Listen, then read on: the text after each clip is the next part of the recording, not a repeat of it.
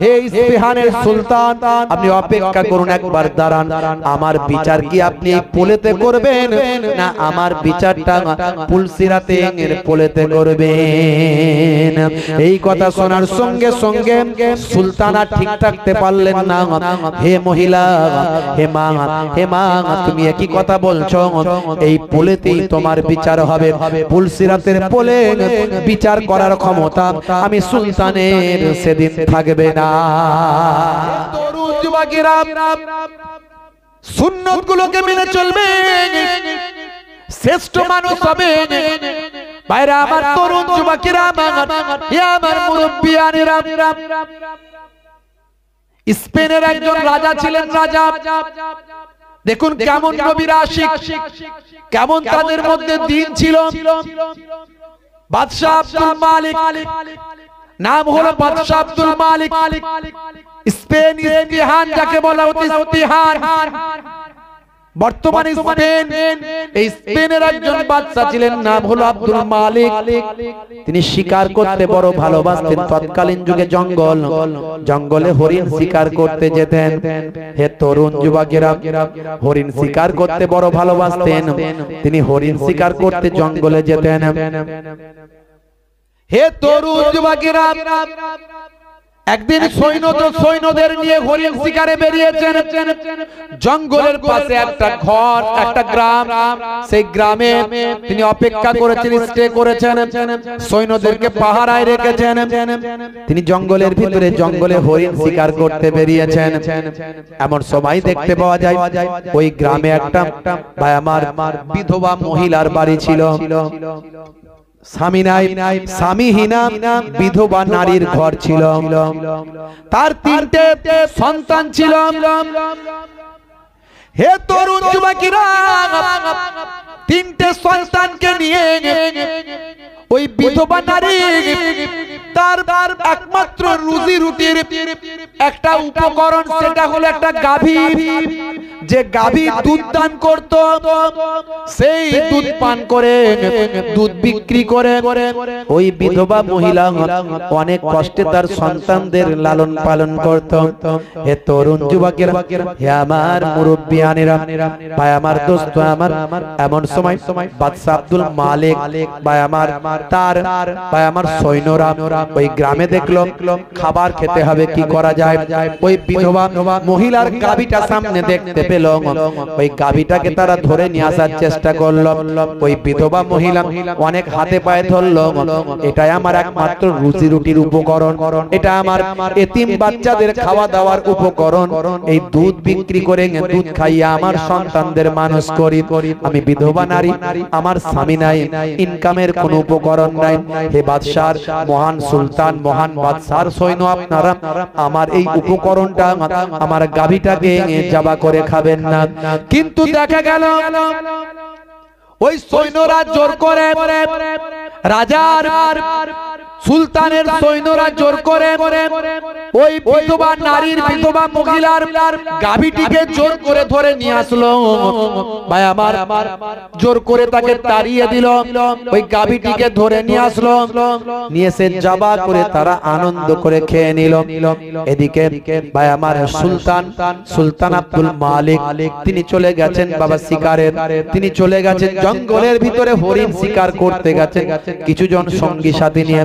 হে তরুণ যুবকেরা, হে আমার মুরব্বিয়ানেরা, ওই বিধবা মহিলা থরথর করে কাঁপতে লাগলো, যেন মনে হলো আকাশ থেকে আমার মাথাতে আকাশটা ভেঙে পড়ল। হে জওয়ান যুবকেরা, হে আমার বন্ধুরা, হে আমার মুরব্বিয়ানেরা, আমার আল্লাহ কোরআন মাজিদে জানিয়ে দিয়েছেন, হে দুনিয়ার মানুষ শুনে রেখে দাও, জেনে রেখে দাও, হে দুনিয়ার মানুষ, কোন মানুষকে কষ্ট দেবে না, কোন মানুষের ক্ষতি করবে না। আমার আল্লাহ জানিয়েছেন, দয়ার নবী জানিয়ে দিয়েছেন। মুসলমান একটুখানি শুনে রেখে দেন, জেনে রেখে দেন। এমন সময় ওই বৃদ্ধা মহিলা ঝরঝর করে কাঁদতে লাগলো। বেশ কিছু সময় কেটে গেল, তারপর তার মাথায় আসলো বাদশার কাছে যদি আমি জানাতে পারি, বাদশা কিন্তু ন্যায় বিচারক বলে আমি জানি। ওই বিধবা নারী চিন্তা করলেন বাদশা কোন দিক দিয়ে আসবে। শেষে খবর পেলেন বাদশা ওই ব্রিজের উপর দিয়ে তার প্রাসাদের দিকে যাবেন।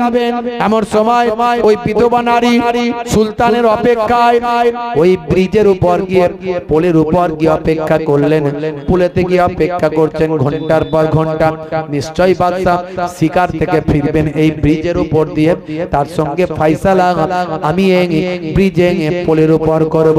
হে জওয়ান যুবকেরা, হে আমার বন্ধুরা, হে আমার মুরব্বিয়ানেরা, শুনে রেখে দিন বাবা। সেই সময় দেখতে পাওয়া যায় ওই বিধবা নারী অপেক্ষা করছেন। যথা সময়ে সুলতান আব্দুল মালিক তিনি ঘোড়ার উপর সওয়ার হয়ে কয়েকজন সৈন্যকে সঙ্গে নিয়ে ওই ব্রিজের উপর দিয়ে তার প্রাসাদের দিকে, বাড়ির দিকে যাচ্ছেন। সেই সময় ওই বৃদ্ধা মহিলা বা আমার ওই বিধবা নারী, বিধবা মহিলা হঠাৎ করে সেই ব্রিজের পোলে দাঁড়িয়ে উঠলেন। দাঁড়ান হে মহান সুলতান, আপনি দাঁড়ান। হে সুলতান আন্দালুস, হে আন্দালুসের সুলতান, হে ইস্পাহানের সুলতান, আপনি অপেক্ষা করুন, একবার দাঁড়ান। আমার বিচার কি আপনি এই পোলেতে করবেন, না আমার বিচারটা পুলসিরাতে পোলেতে করবেন? এই কথা শোনার সঙ্গে সঙ্গে সুলতান আর ঠিক থাকতে পারলেন না। হে মহিলা, হে মা, হে মা, তুমি একই কথা বলছো? এই পোলেতেই তোমার বিচার হবে। পুলসিরাতের পোলে বিচার করার ক্ষমতা আমি সুলতানের সেদিন থাকবে না। সেদিন আমার বিচার করার ক্ষমতা থাকবে না, বিচার হলেই পোলেতেই হবে। বন্ধুরা আমার, তরুণ যুবকেরা আমার, সেই সময় দেখতে পাওয়া যায় ওই বিধবা নারী বললেন, হে মহান সুলতান, আপনি ন্যায় বিচারক আমি জানি, আমার একটা বিচারটা আপনাকে এখনই করতে হবে। কি বিচার মা, বলো তোমার কি বিচার চাও? সেই সময় বিধবা মহিলা বলতে লাগলেন, হুজুর আপনার সৈন্যরা আমার একমাত্র রুজি রুটির উপকরণ, রুজি রুটির উপকরণ আমার গাভী। যে গাভীটার দুধ বেচে আমি আমার সন্তানদের লালন পালন করছি, আমার 3টে সন্তান, সন্তানদের আমি লালন পালন করছি। সেই বিধবা মহিলা বলতে লাগলেন, আপনার সৈন্যরা আমার সেই গাভীটাকে জোর করে খেয়ে নিয়েছেন, তারা জবাই করে আপনার সৈন্যরা খেয়ে নিয়েছেন। আমি তাদের হাতে পায়ে ধরলাম, কত বোঝালাম, কিন্তু তারা বুঝলো না। তারা আমার ওই উপকরণ, আমার রুজি রুটির উপকরণ, ওই গাভীটিকে তারা খেয়ে নিয়েছে। এখন এর ফয়সালা আপনি এই পুলেতে করবেন না, পুলসিরাতের পুলে করবেন। সেই সময় সুলতান আব্দুল মালিক বললেন, ও মা, বিধবা মহিলা, মাগো মা, তোমার বিচারটা আমি এখানেই করব, ওখানে তো আমার কোনো ক্ষমতা থাকবে না। আমি তো আল্লাহর দরবারে নফসি নফসি করব, আমার রাসূলের ওসিলায় যদি সেদিন নাজাত পাই। কিন্তু মা, তোমার বিচারটা আমি এখনই এখানে করব। তাড়াতাড়ি তার সৈন্যদেরকে ডাক দিলেন। রেগে অগ্নিশর্মা হলেন, রাগান্বিত হলেন, প্রচন্ড ক্ষিপ্ত হলেন। সেই সময় তার সৈন্যদেরকে ডাক দিলেন, ডাকো ওই সমস্ত সৈন্যদের সাজার জন্য পাঠিয়ে দাও, ওদেরকে সাজা দেওয়া হবে, শাস্তি দেওয়া হবে। কেন এই অন্যায় কাজ করেছে, আমার অগোচরে কেন এমন অপরাধ করেছে, এর জন্য ওদের শাস্তি দেওয়া হবে। অন্য সৈন্যদের বললেন, হে সৈন্যরা শুনে রেখে দাও, একটা গাভীর পরিবর্তে এই বিধবা নারীকে 70টা গাভী দান করে দাও। 70টা গাভী দিয়ে ওই বিধবার মনটাকে খুশি করে দাও। জোরে হবে না? কেমন ন্যায় বিচার ছিল তাদের মধ্যে। তৎকালীন যুগের সুলতান তারা ন্যায় বিচার দেখিয়েছেন। এই জন্য মানুষ দলে দলে সুলতানের কাছে এসেছে, নবীর ভক্ত হয়েছে, বিশ্ব নবীর শিষ্য হয়েছে। হে তরুণ যুবকেরা, হে আমার মুরব্বিয়ানেরা, আমাদেরকে দয়ার নবীর সুন্নাত দেখাতে হবে। তারা সুন্নাতটাকে নবীর নিয়েছিলেন।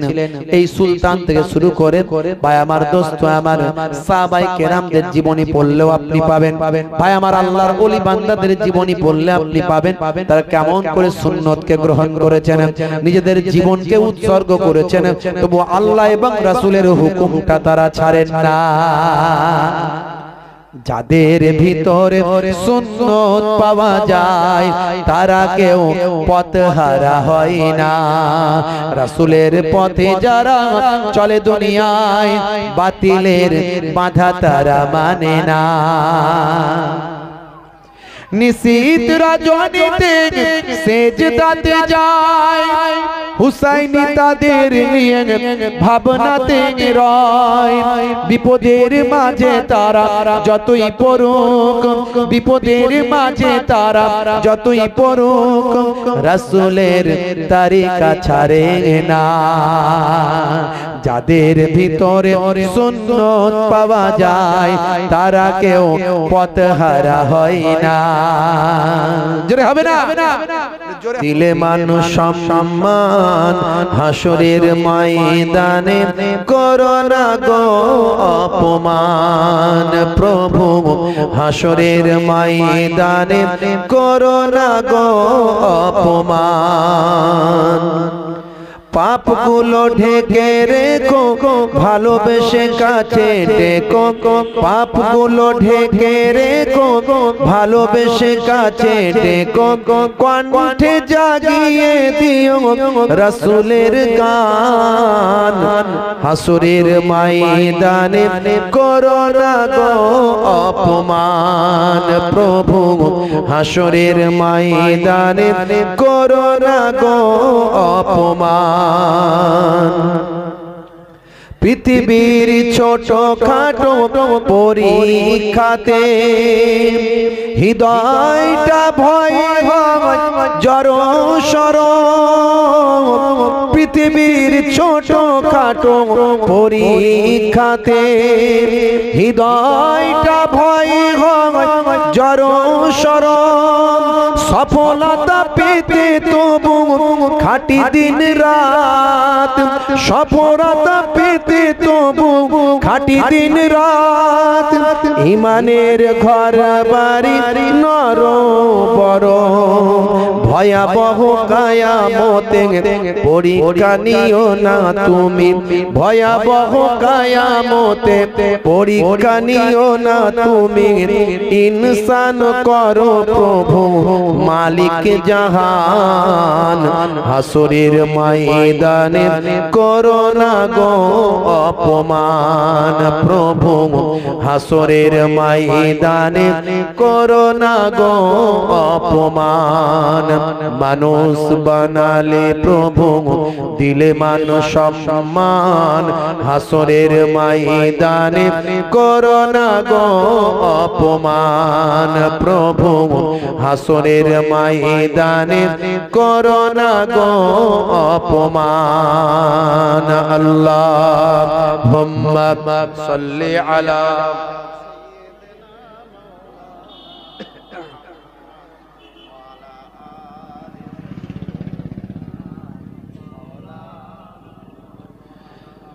নিঃশ্বাসে নিঃশ্বাসে তোমারি নিয়ামত উপভোগ করি প্রভু লক্ষ হাজার। শুকরিয়া করবার মেলে না তো ফুরসত, শুকরিয়া করবার মেলে না তো ফুরসত। তবুও হয় না নিরাশ এই গুনাহগার। ভয়াবহ উত্তাপে আরশের ছায়া দিও, মুখে দিও আবে কাউসারের পানি। নবীজির শাফাআত নসিবেতে রেখো, নবীজির শাফাআত নসিবেতে রেখো। শান্তিতে ভরে দিও হৃদয় খানি। তোমাকে দেখার দিন কাছাকাছি রেখো গো, তোমাকে দেখার দিন কাছাকাছি রেখো গো। তোমাকে দেখে আমি জুড়াবো প্রাণ। হাসরের ময়দানে করো না গো অপমান। প্রভু হাসরের ময়দানে করো না গো অপমান। মানুষ বানালে প্রভু দিলে মানুষ সম্মান। হাসরের ময়দানে করোনা গো অপমান প্রভু হাসরের ময়দানে করোনা গো অপমান আল্লাহুম্মা সাল্লি আলা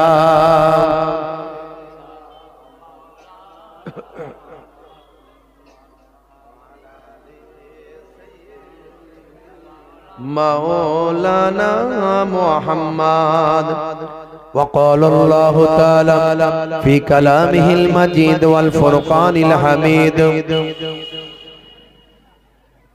يا أيها الذين آمنوا اتقوا الله حق تقاته ولا تموتن إلا وأنتم مسلمون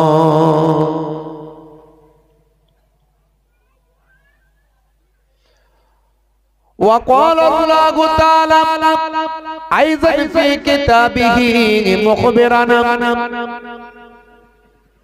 ولنبلونكم بشيء من الخوف والجوع ونقص من الأموال والأنفس والثمرات وبشر الصابرين وقال الله تعالى في كلامه المجيد والفرقان الحميد وإذ قال ربك للملائكة إني جاعل في الأرض خليفة قالوا أتجعل فيها من يفسد فيها ويسفك الدماء ونحن نسبح بحمدك ونقدس لك قال إني أعلم ما لا تعلمون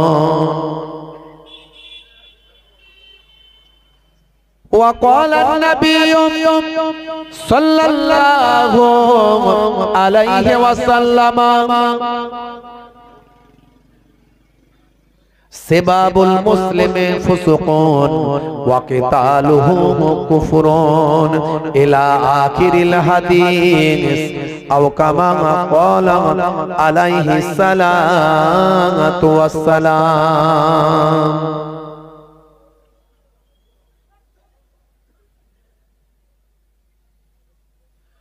وقال النبي صلى الله عليه وسلم لا تكاتوا ولا تدابروا ولا تباغضوا ولا تحاسدوا وكونوا عباد الله إخوانا إلى آخر الحديث أو كما قال عليه الصلاة والسلام وقال النبي صلى الله عليه وسلم ووفاتي خير لكم تؤرز علي أعمالكم وما رأيت من خير فحمدت الله علي وما رأيت من شر فاستغفرت الله لكم إلى آخر الحديث أو كما قال عليه الصلاة والتسليم وقال النبي صلى الله عليه وسلم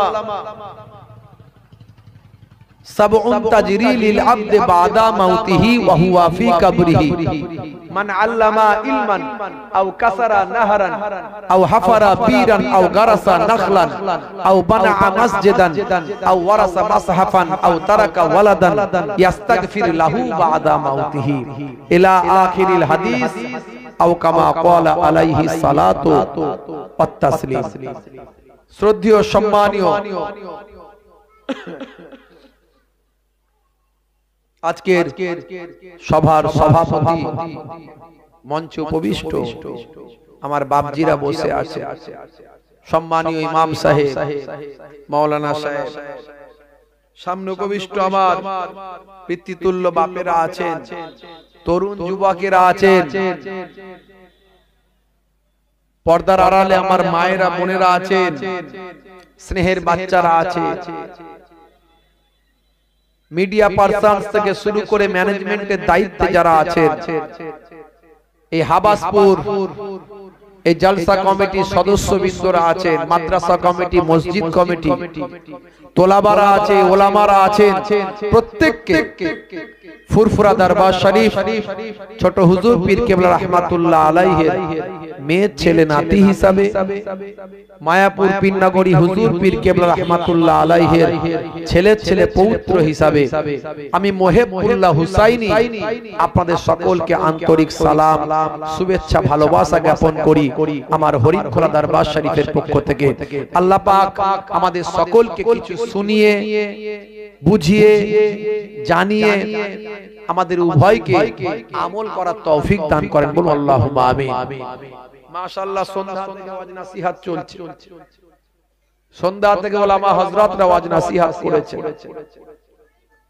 আমার পূর্বে মুহতারাম হযরত মাওলানা আবুল কালাম সাহেব, খুব খ্যাতনামা নামী মানুষ, নামী বক্তা, মাশাআল্লাহ, দীর্ঘদিন ধরে অসুস্থ থাকার পরে উনি ওয়াজ নসিহত করছেন। আলহামদুলিল্লাহ, আলহামদুলিল্লাহ, আল্লাহ তাআলা ওনাকে সুস্থ করেছেন, এটা বড় একটা নিয়ামত।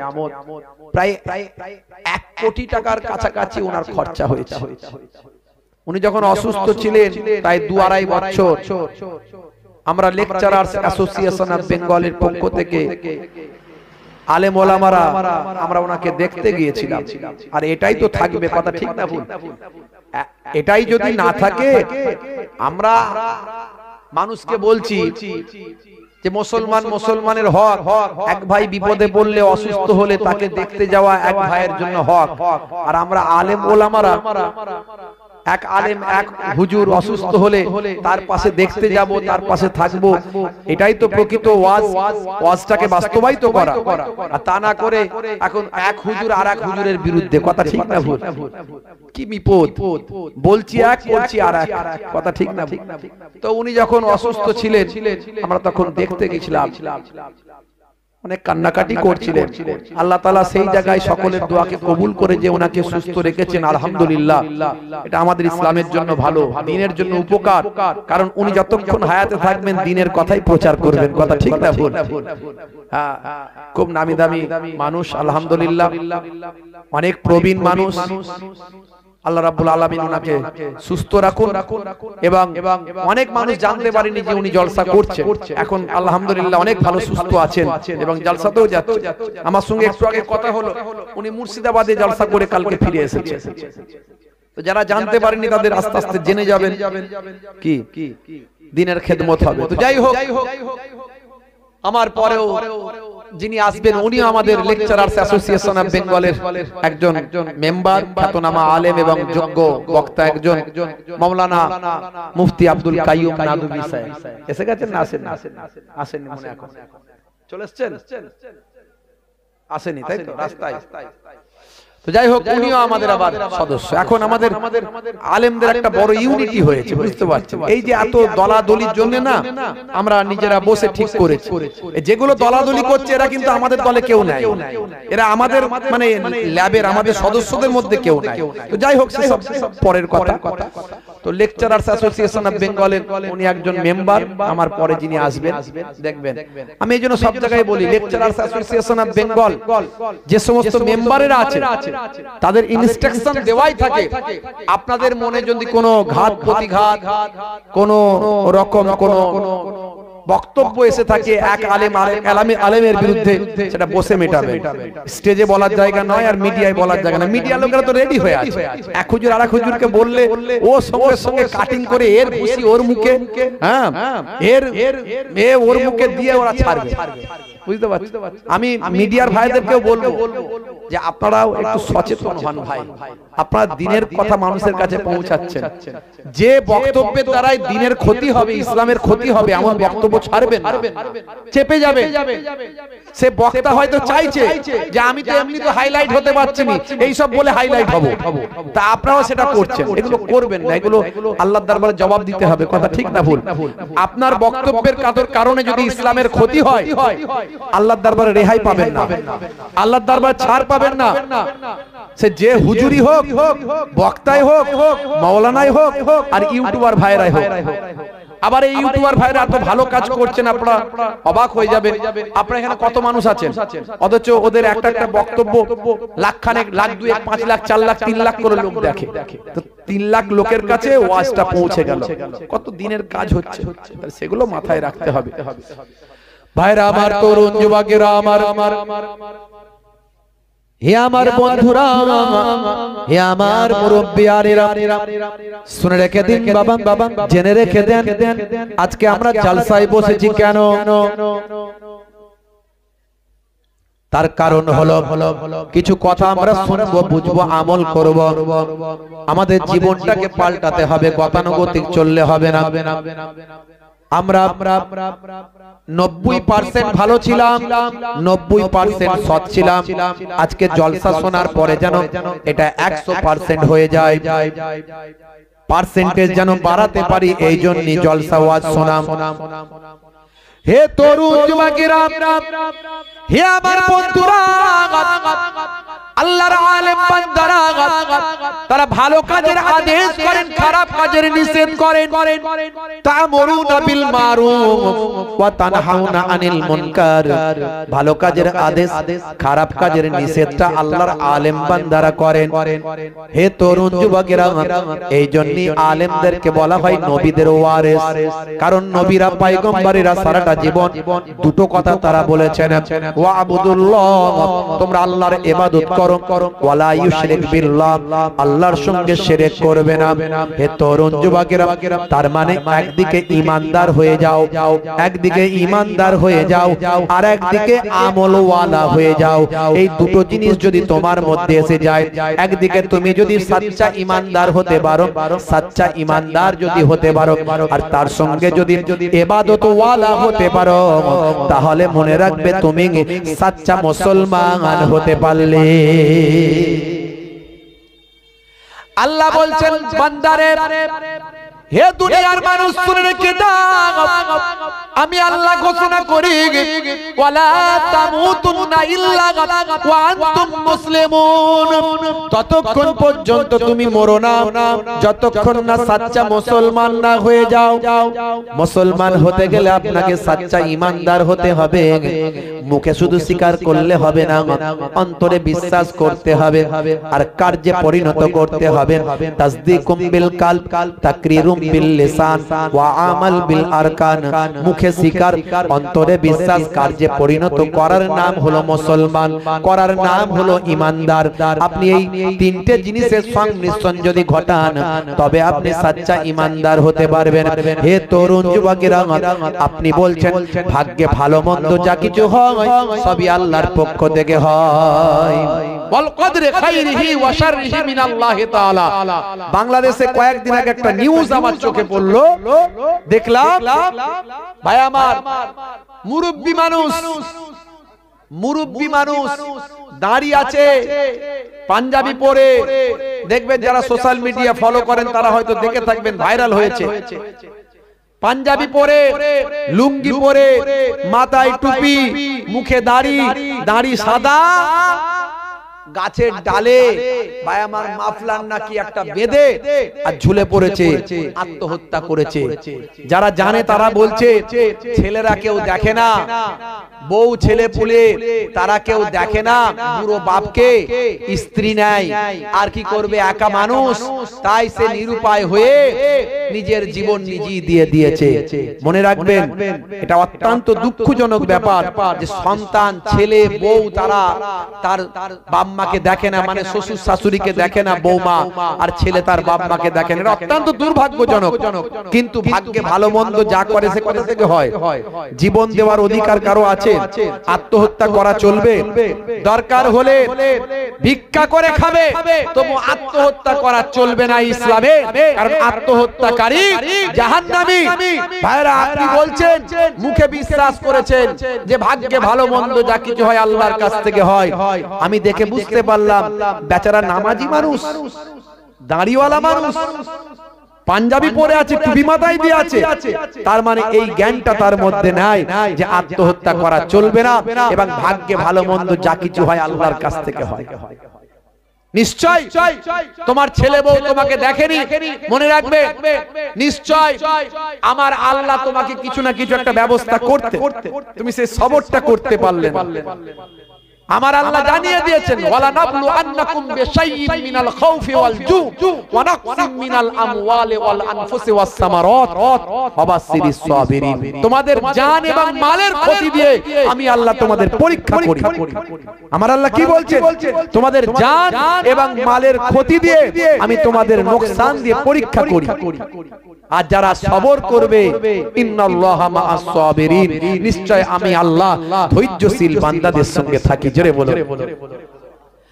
হে তরুণ যুবকেরা, হে আমার বন্ধুরা, হে আমার মুরব্বিয়ানেরা, শুনে রেখেন দিন বাবা, সমস্ত নবীরা আগে ঈমানের দাওয়াত দিয়েছেন, বান্দা ঈমানদার হয়ে যাও, সচ্চা ঈমানদার হয়ে যাও, আল্লাহকে বিশ্বাস করো, পরকালকে বিশ্বাস করো, মৃত্যুর পর জীবিত হতে হবে বিশ্বাস করো, ভাগ্যে ভালো মন্দ যা কিছু হয় আল্লাহর কাছ থেকে হয়, এটা তোমাকে বিশ্বাস করতে হবে।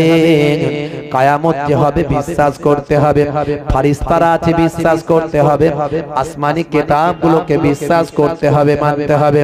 এত কিছু যদি তুমি মানো বান্দা, তবে শুনে রাখো শুধু মুখে মানলে হবে না, তোমাকে এটা অন্তর থেকে মানতে হবে এবং কার্যে পরিণত করতে হবে। যা কিছু করা দরকার সেগুলো করতে হবে, তবে তুমি ঈমানদার হতে পারবে। এই ঈমানদার হওয়ার পরেই তোমার সবচেয়ে আগে কাজ হলো আল্লাহর হুকুম, বড় হুকুম, সেটা হলো তোমার নামাজ আদায় করতে হবে। এবার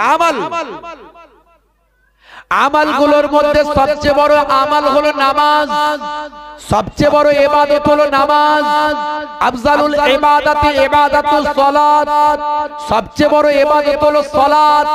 সেই সালাতটা তোমাকে আদায় করতে হবে। যে বান্দা নামাজ পড়ে না সে আল্লাহর দ্বীনকে ধ্বংস করছে। ওমান তারাকাহা ফাকাদ হাদামাদ দ্বীন, যে নামাজকে ছেড়ে দিল, ত্যাগ করে দিল, সে আল্লাহর দ্বীনকে ধ্বংস করলো। মান আকামাহা ফাকাদ আকামাদ দ্বীন, যে নামাজকে কায়েম করলো সে আল্লাহর দ্বীনকে মজবুত করলো।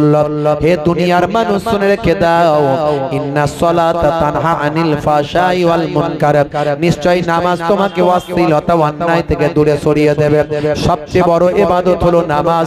যখন তুমি কবরে যাবে, তোমার তিনটে প্রশ্ন করার পরে বান্দা তুমি ইবাদত সম্পর্কে যখন প্রশ্ন করা হবে, ইবাদত সমূহের মধ্যে সবচেয়ে বড় ইবাদত নামাজ নিয়ে প্রথম জিজ্ঞাসা হবে। হযরতে মুসা কালিমুল্লাহর জামানায়,